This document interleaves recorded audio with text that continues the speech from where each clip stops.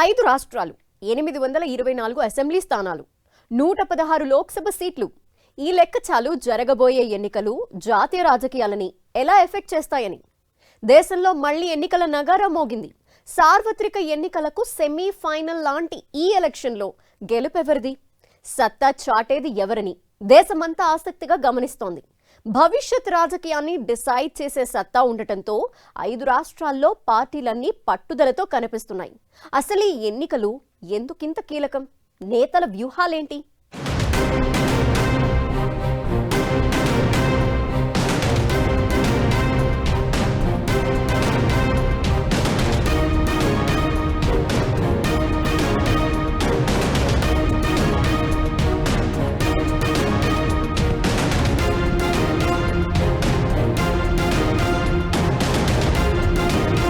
దేశంలో ఎన్నికల హడావుడి మళ్లీ మొదలు. 5 రాష్ట్రాల ఎన్నికలపై దేశవ్యాప్తంగా ఆసక్తి.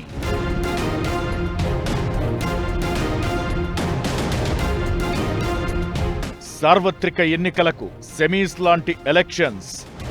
ఎన్నికల్లో పార్టీల do or die range fight. 5 రాష్ట్రాల ఎన్నికలపై ఎందుకింత ప్రాధాన్యం? ఈ ఎన్నికలు ఏ పార్టీకి ఎంత కీలకం? దేశంలో మరోసారి ఎన్నికల నగారా మోగింది. 4 కీలక రాష్ట్రాలు, ఓ కేంద్రపాలిత ప్రాంతం అసెంబ్లీ పోరుకు సిద్ధమయ్యాయి. కేరళం, అస్సాం, పుదుచ్చేరిలో ఏప్రిల్ 9న, తమిళనాడులో వచ్చే నెల 23న ఒకే దశలో పోలింగ్ జరుగుతుంది. దేశమంతా ఆసక్తిగా గమనిస్తున్న పశ్చిమ బెంగాల్లో 2 విడతల్లో పోలింగ్ నిర్వహించనున్నారు.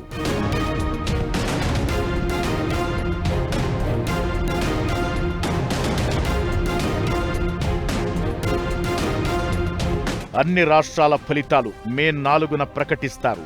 5 రాష్ట్రాల్లో కలిపి 824 అసెంబ్లీ నియోజకవర్గాలు ఉండగా 17,40,00,000 మంది ఓటర్లు ఉన్నారు. 5 రాష్ట్రాల్లో అసెంబ్లీ స్థానాలకు పోటీ మాత్రమేనని ఈజీగా తీసుకునే రేంజ్ కాదు ఈ ఎన్నికలది. నేషనల్ పాలిటిక్స్ ను మలుపు తిప్పే రేంజ్.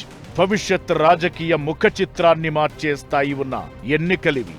దీంతో జాతీయ, లోకల్ పార్టీలు ఎన్నికలను ప్రతిష్టాత్మకంగా తీసుకున్నాయి. 5 రాష్ట్రాల్లో పాలన మార్పులకు సంబంధించిన ఎన్నికలు మాత్రమే కాదు, 2029 లోక్సభ ఎన్నికలకు సెమీఫైనల్ గా రాజకీయ వర్గాలు లెక్కలేస్తున్న ఎన్నికలు. దీంతో ఢిల్లీ నుంచి ప్రతి గల్లీ వరకు ఇప్పుడు 5 రాష్ట్రాల ఎన్నికల మీదే చర్చ జరుగుతోంది.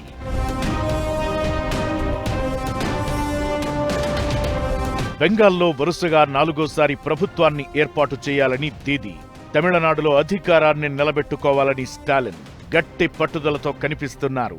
అస్సాంలో బీజేపీ, కేరళంలో ఎల్డీఎఫ్ హ్యాట్రిక్ విజయంపై కన్నేశాయి. పశ్చిమ బెంగాల్లో కమలం పార్టీ, తమిళనాడులో అన్నాడీఎంకే, కేరళం, అస్సాం రాష్ట్రాల్లో కాంగ్రెస్ చావోరేవో అనే రేంజ్లో పోరాడటం ఖాయంగా కనిపిస్తోంది. బెంగాల్లో టీఎంసీ, బీజేపీ, అస్సాంలో బీజేపీ కాంగ్రెస్, కేరళంలో ఎల్డీఎఫ్ యూడీఎఫ్, తమిళనాడులో డీఎంకే అన్నాడీఎంకే, పుదుచ్చేరిలో ఎన్డీఏ ఇండియా కూటముల మధ్య ప్రధాన పోటీ కనిపిస్తోంది. ప్రతిష్టను, భవిష్యత్ను, ఉనికిని డిసైడ్ చేసే ఎన్నికలు కావడంతో పార్టీలన్నింటికీ ఈ ఎన్నికలు కీలకంగా మారాయి. బీజేపీ మరింత పట్టుదలతో కనిపిస్తోంది. కేంద్రంలో 3వసారి అధికారంలోకొచ్చిన తరువాత జరిగిన అసెంబ్లీ ఎన్నికల్లో మెజారిటీ రాష్ట్రాల్లో సత్తా చాటిన కమలం పార్టీ ఈ 5 రాష్ట్రాల్లోనూ సత్తా చాటి విజయ పరంపరను కంటిన్యూ చేయాలని ఫిక్స్ అయింది. ఇకటు ఇండియా కూటమి పార్టీలు కూడా తగ్గేదిలే అంటుండడంతో రాజకీయం రసవత్తరమైన మలుపులు తిరుగుతోంది.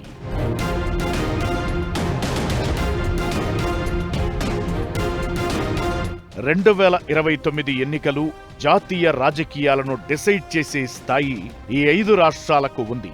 17.4 కోట్ల మంది ఓటర్లే కాదు, ఈ 5 రాష్ట్రాల్లోని పార్లమెంటు స్థానాలు 2029 సినారియోకు శాంపిల్ గా మారే అవకాశం ఉంటుంది. బెంగాల్లో 42, తమిళనాడులో 39, కేరళలో 20, అస్సాంలో 14, పుదుచ్చేరిలో 1, మొత్తం 5 రాష్ట్రాల్లో కలిపి 116 లోక్సభ స్థానాలు ఉన్నాయి.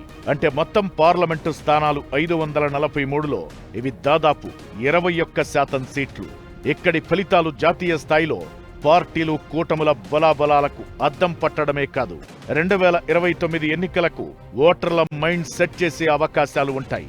దీంతో ఈ ఎన్నికలు అన్ని పార్టీలకు కీలకంగా మారాయి. ప్రధాని మోదీ స్వయంగా రంగంలోకి దిగి 5 రాష్ట్రాల్లో ఎన్నికల కోసం సుడిగాలి పర్యటనలు చేస్తున్నారు.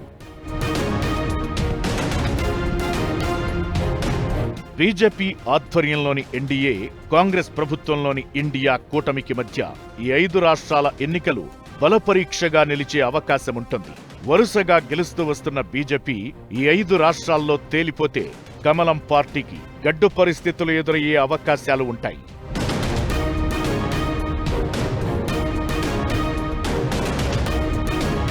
అస్సోంలో అధికారం నిలబెట్టుకోవాలి.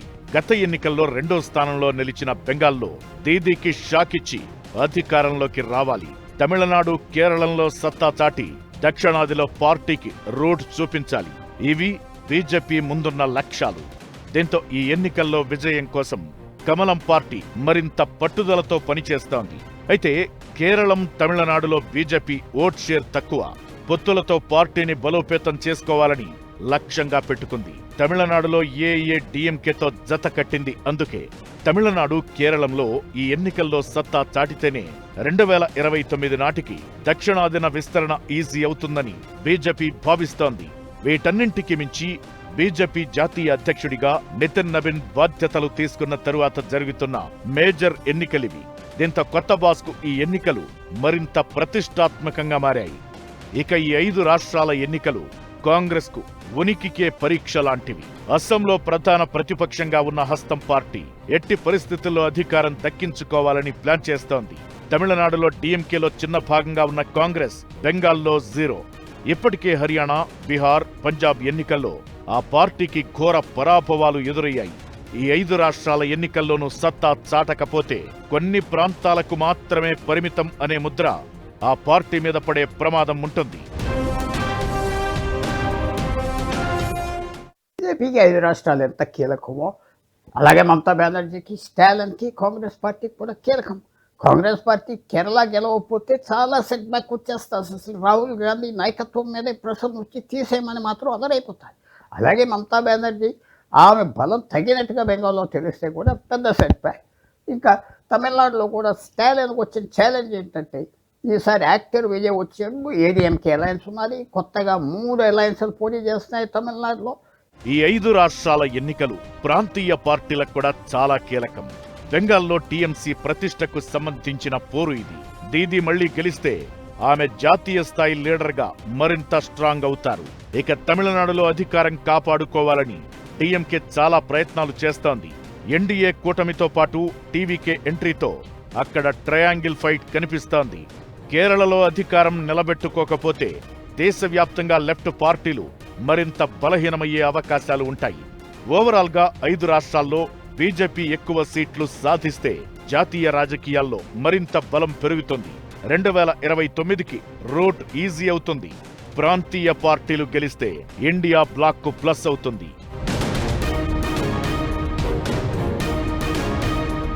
ఒకటి మాత్రం క్లియర్, ఈ 5 రాష్ట్రాల ఎన్నికలు అనేవి కేవలం 824 అసెంబ్లీ సీట్లు మాత్రమే కాదు, జాతీయ రాజకీయ సమీకరణాలను మార్చేస్తాయి. దక్షిణాదిలో బీజేపీ విస్తరణ, కాంగ్రెస్ బౌన్స్ బ్యాక్, ప్రాంతీయ పార్టీల ఉనికిని ఈ ఎన్నికలు డిసైడ్ చేస్తాయి.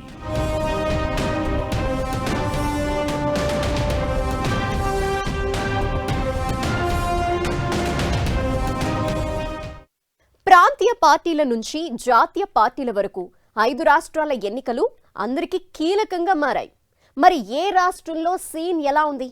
బెంగాల్లో బీజేపీ ఆశలు నెరవేరుతాయా? దీదీకి కమలం పార్టీ చెక్ పెట్టే ఛాన్స్ ఉందా? తమిళనాడు రాజకీయం ఏం చెప్తోంది? కేరళలో కాంగ్రెస్ కి ఈసారి కూడా కష్టమేనా? అసోంలో బీజేపీ హ్యాట్రిక్ కొడుతుందా? ఇంతకీ ఓటర్ మాటేంటి?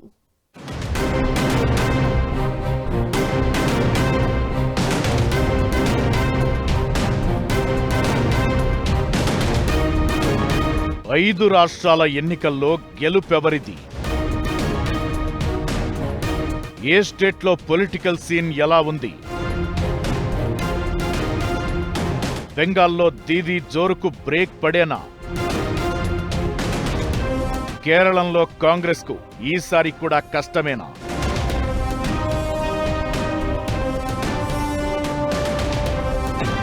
తమిళనాట స్టాలిన్ చరిత్ర సృష్టిస్తారా? అస్సాంలో బీజేపీ హ్యాట్రిక్ కొడుతుందా?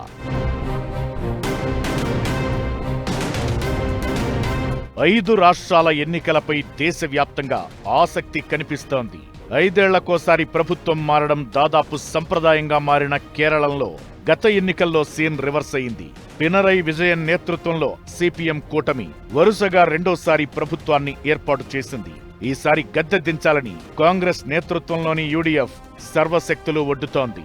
తమిళనాడులో వరుసగా రెండోసారి గెలిచి జయలలిత రికార్డును సమం చేయాలని స్టాలిన్ పట్టుదలతో ఉన్నారు. కరుణానిధి, జయలలిత మధ్య హోరాహోరీ నెలకొన్నప్పుడు ఆ రాష్ట్రంలో 5 ఏళ్లకోసారి అధికారం మారే సంప్రదాయం కొనసాగేది. 2011, 2016 ఎన్నికల్లో జయలలిత నేతృత్వంలో అన్నాడీఎంకే వరుసగా 2 సార్లు అధికారం చేపట్టి ఆ సంప్రదాయాన్ని చెరిపేసింది. ఇక ఎన్డీఏ కూటమిలో ఉన్న అన్నాడీఎంకే టీవీకే పార్టీని తమతో కలుపుకోవాలని వ్యూహాలు రచిస్తోంది. ఇక బెంగాల్లో తృణమూల్ ఓడితే ఆ పార్టీ మనుగడ ప్రమాదంలో పడే అవకాశముంటుంది. అక్కడ ఒకసారి అధికారం కోల్పోతే పుంజుకోవడం కష్టమని వామపక్షాల చరిత్ర చెబుతోంది. అస్సాంలో కాంగ్రెస్ గెలవకపోతే వరుసగా 3వ పరాజయాన్ని మూటగట్టుకున్నట్లవుతుంది.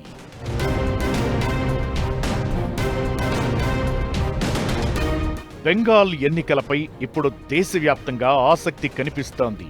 ఇక్కడ బీజేపీ, టీఎంసీ మధ్య ప్రధాన పోటీ. కాంగ్రెస్, లెఫ్ట్ పార్టీలు బరిలో ఉన్నా అవి నామమాత్రమే. సర్వ్ విధానంతో రాష్ట్రంలో ఓటర్ల సంఖ్య 7.66 కోట్ల నుంచి ప్రస్తుతం 6.44 కోట్లకు తగ్గింది. దీంతో చాలా నియోజకవర్గాల్లో సమీకరణాలు మారిపోయాయి. వరుసగా 3 సార్లు అధికారంలో ఉన్న టీఎంసీ వ్యవస్థాగతంగా స్ట్రాంగ్ అయింది. మమత జనాకర్షణ శక్తి పార్టీకి అతిపెద్ద బలం. లక్ష్మీ భండార్, కన్యాశ్రీ, స్వాస్థ్య సాథి లాంటి పథకాలతో మహిళలకు టీఎంసీ దగ్గరైంది. సర్వ్ విధానానికి వ్యతిరేకంగా దీదీ పోరాటాలు పార్టీకి ప్లస్ అయ్యే ఛాన్స్ ఉంది. అయితే ప్రభుత్వ వ్యతిరేకతతో పాటు అవినీతి ఆరోపణలు, పార్టీలో విభేదాలను సెటరైట్ చేసుకుంటే టీఎంసీకి ఈసారి కూడా ఎదురు ఉండదనే చర్చ జరుగుతోంది. టీఎంసీని ఓడించేందుకు గత ఎన్నికల్లో బీజేపీ గట్టిగానే ప్రయత్నించినా ఫలితం లేకుండా పోయింది. ఈసారి బెంగాల్ ఎన్నికలను మోదీ, అమిత్ షా ప్రతిష్టాత్మకంగా తీసుకున్నారు. కాంగ్రెస్ ఓటు బ్యాంకును తన వైపు తిప్పుకోవడం, హిందుత్వవాదంతో ముందుకెళ్లడం కమలం పార్టీకి కలిసి వచ్చే ఛాన్స్ ఉంది.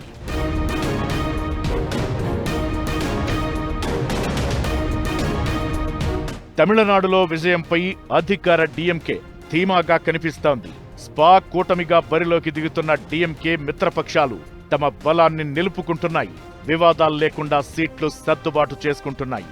ద్రవిడ నినాదం, సంక్షేమం మంత్రాలు రెండోసారి అధికారాన్ని సాధిస్తామనే నమ్మకంతో డీఎంకే పావులు కదుపుతోంది. మంత్రులపై అవినీతి ఆరోపణలు, ఇసుక అక్రమ రవాణా, మాదక ద్రవ్యాలు, కుటుంబ రాజకీయాల్లాంటి అంశాలను విపక్షాలు లేవనెత్తుతున్నాయి. ఇక అన్నాడీఎంకేకు వరుస షాక్లు తగులుతున్నాయి. కీలక నేతలు ఒక్కొక్కరుగా బయటకొస్తున్నారు. మాజీ సీఎం పన్నీర్ సెల్వం సహా పలువురు తమ ఎమ్మెల్యే పదవికి రాజీనామా చేసి బయటకొచ్చారు. కీలక నేతలు, శ్రేణులు పార్టీ వీడడం ఆ పార్టీకి తలనొప్పిగా మారింది. ఇకటు విజయ్ టీవీకే పార్టీ ఒంటరిగా బరిలోకి దిగుతోంది. దీంతో తమిళనాట ట్రయాంగిల్ వార్ ఖాయంగా కనిపిస్తోంది. ఇప్పటికే అన్ని పార్టీలు ఓటర్లపై వరాల జల్లు కురిపించాయి. దీంతో తీర్పు ఎలా ఉండబోతుందన్నది ఆసక్తి రేపుతోంది. జాతీయ పార్టీలైన బీజేపీ, కాంగ్రెస్ పాత్ర ఇక్కడ నామమాత్రమే.